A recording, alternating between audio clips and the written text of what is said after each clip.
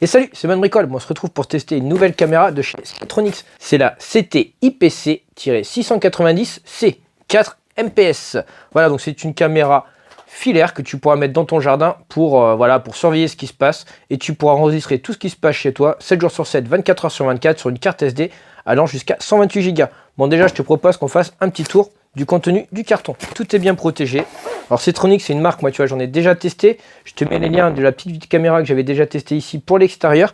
Et j'en ai d'autres à tester pour l'intérieur. Donc n'hésite pas à t'abonner déjà pour y activer les cloches des notifications. Notamment pour voir les comparaisons, pour que tu puisses toi-même comparer selon tes besoins les différentes caméras. Alors déjà, on va retrouver un guide d'utilisation, donc anglais, allemand, français, italien et espagnol. On va trouver un câble réseau, des connecteurs de presse étoupe ainsi qu'un kit de fixation, donc cheville et vis. On va avoir l'alimentation secteur et on va retrouver bien sûr la caméra avec son câble d'alimentation. Donc tu vois, c'est un kit qui est similaire au kit que j'avais reçu, que j'avais déjà installé précédemment. C'est une caméra qui fonctionne en 12 volts, elle est IP66, donc tu pourras venir la fixer dans ton jardin, à l'extérieur, n'importe où, même si elle est sous la pluie, c'est pas grave, elle est prévue pour pouvoir résister aux intempéries. Elle est dotée d'un objectif de 4 mégapixels, de 2,5 donc qui va te procurer une vidéo qui aura une résolution de 2560 par 1440 pixels. Avec cet objectif, tu pourras également faire un zoom numérique de 4 fois. Elle a deux petites antennes sur le côté. Tu peux voir qu'elle a 3 petites lumières de chaque côté. C'est des lumières qui vont s'allumer la nuit lorsqu'elles vont détecter un mouvement. Donc tu pourras même le mettre sûrement en mode permanent afin de pouvoir voir la nuit comme si c'était le jour. C'est-à-dire qu'en fait, ces 6 petites LED auront la puissance de s'allumer et tu verras tout en couleur jusqu'à une distance de 30 mètres. Ça sera de même si tu veux regarder avec l'infrarouge, donc en noir et blanc, tu pourras voir parfaitement tout ce qui se passe jusqu'à 30 mètres. Elle a une rotation de 355 degrés, donc autant dire elle fait quasiment un tour complet sur elle-même et elle peut pivoter à l'avant sur un axe de 90 degrés. Donc de l'horizontale à quasiment la verticale, c'est-à-dire que tu pourras surveiller, donc du coup, si tu la mets un peu en hauteur, tout ce qui se passe quand même devant toi, jusque même en dessous. Branchement réseau, donc soit tu la brancheras avec un câble Ethernet directement à ta box en filaire, ou à ton routeur, ton switch, à ce que tu veux, ou sinon elle est compatible avec la Wi-Fi 2,4 GHz ou la 5 GHz. Donc peu importe ta box, en gros tu pourras la connecter en Wi-Fi dessus, à condition que la caméra soit à portée de la Wi-Fi bien sûr. Elle est également équipée d'un microphone et d'un haut-parleur qui permettront de communiquer et d'interagir avec les personnes qui se trouvent chez toi. Je vais pas trop te prendre la tête avec l'installation, mais en gros l'installation, tu as 4 petites chevilles, tu as 4 trous ici, donc 2 de chaque côté, pour te permettre de le fixer contre un mur. Tu as également 2 fixations sur le dessus, afin de te pouvoir le mettre, si tu veux la mettre par exemple sur un plafond. Sous le dessous de la caméra, tu as un petit cache en plastique. Lorsque tu ouvriras, tu auras un bouton reset et tu auras l'emplacement pour mettre ta carte SD, donc une micro SD d'une capacité maximale de 128 Go. Sur la connectique, ici, tu as 3 fiches. Une fiche avec un petit bouton reset à l'intérieur, donc ça, on va le refermer, on va pas trop y toucher pour le moment. Tu as un connecteur réseau, donc si tu veux brancher la caméra en filaire à ta box, et tu as un cordon pour l'alimentation, pour venir brancher ton petit transfo dessus. Concernant l'appairage avec le téléphone et l'application, donc dans un premier temps, tu vas aller sur ton téléphone, sur ton smartphone, tu vas rechercher les réseaux Wi-Fi disponibles. Tu devrais trouver un réseau qui s'appelle TCP quelque chose, qui correspond au réseau de ta caméra. Tu vas te connecter dessus. De là, en fait, il va te demander un mot de passe. Le mot de passe, alors moi, j'ai galéré à le trouver la première fois parce qu'il n'est pas marqué dans la doc. Alors peut-être que si tu regardes dans les QR codes, tu vas le trouver. Je te le mets là, juste en bas. C'est 0, 1, 2, 3, 4, 5, 6, 7. Ce mot de passe-là, bien sûr, par la suite, tu pourras le modifier. D'ailleurs, l'application va te demander de le modifier afin de sécuriser ton installation. À partir de là, donc, tu changes ton mot de passe et ensuite, tu as un paramètre qui s'appelle paramètre Wi-Fi. Tu vas dedans, tu recherches ta box. Et puis, tu n'auras plus qu'à taper le mot de passe de ta box.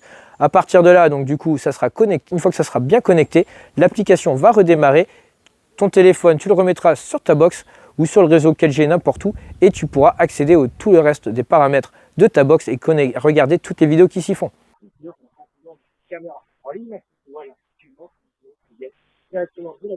J'ai transféré du coup de la caméra à mon téléphone. Donc tu vois, j'ai regardé un peu avant sur l'ordinateur, j'ai essayé. Donc on a bien une résolution qui fait 2,5K, donc 2500 et quelques par 1400 et quelques pixels. Donc tu vois qu'on a la qualité de l'image peut se modifier. Tu vois, tu vas dans les paramètres, je te fais une capture d'écran de mon téléphone en même temps qui va s'afficher juste sur le côté. Quand tu vas dans les paramètres, donc là on est sur la caméra de Lagrange, tu fais dans les réglages vidéo, tu peux régler, tu vois, en fait ton débit binaire, la fréquence de trame, la qualité d'image. Là on est sur les réglages de base. Ce qui veut dire qu'avec avec la carte SD d'une capacité de 128 Go, j'arrive à monter à 14 jours en arrière. Je vais te montrer ça, tu vois. Du coup, on peut remonter par exemple dans vidéo.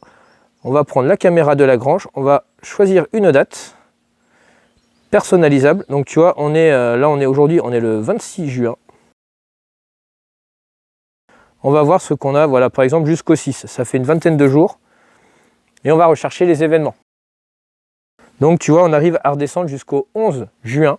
Ce qui veut dire que là, actuellement, du coup, on a approximativement, à quelques heures près, 14-15 jours d'autonomie sur lesquels on pourra venir rechercher les images. Donc si tu augmentes par exemple la qualité de la vidéo, le nombre d'images qu'elle va prendre par seconde, donc tu vois en fait l'œil, les vidéos que tu regardes d'habitude, elles oscillent à peu près à pas loin de quelque chose comme 30 images par seconde, ce qui donne une fluidité. Donc là on a 2 fois moins d'images, donc forcément la fluidité, si je bouge, elle va être un peu moindre. Mais après c'est à toi de voir du coup si tu vas avoir des images de vraiment de bonne qualité ou vraiment garder des traces le plus longtemps possible.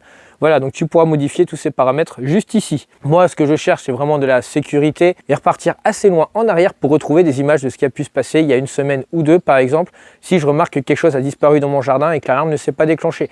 En parlant d'alarme, donc la caméra actuelle va détecter les objets approximativement à une quinzaine de mètres, ce qui est pas vilain. Tu as 2 capteurs dessus, tu as un capteur infrarouge, mais tu as également un capteur avec des petits spots qui vont s'allumer si elle détecte quelque chose. Donc les spots ne vont s'allumer que la nuit afin que tu puisses voir en couleur ce qui se passe.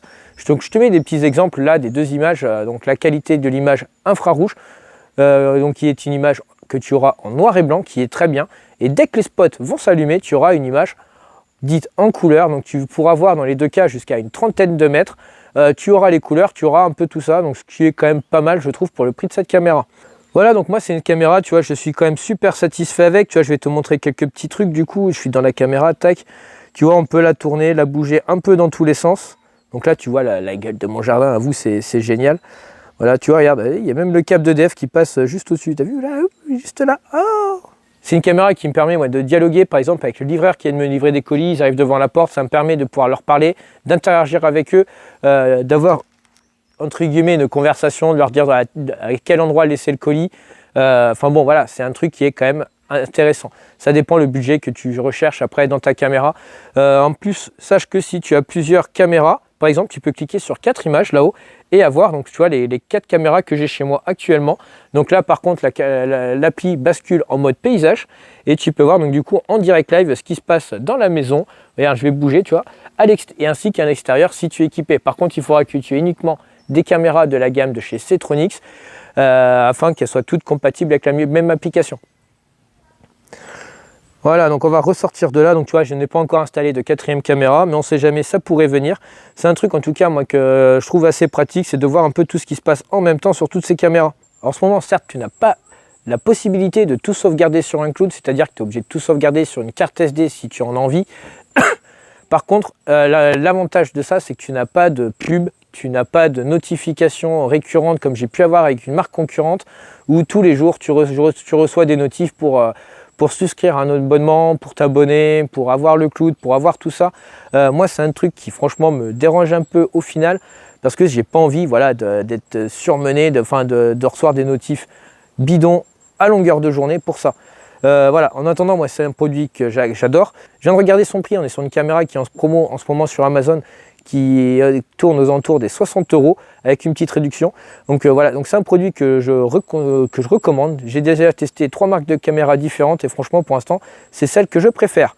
Voilà, bon j'espère que cette vidéo t'aura plu, dans quel cas je t'invite à t'abonner, activer la cloche des notifications pour ne pas rater les prochaines vidéos. Si tu as la moindre question sur l'installation ou la manipulation ou les réglages de cette caméra, n'hésite pas à me la poser en commentaire ou regarde dans la description de la vidéo, il y aura mon adresse mail.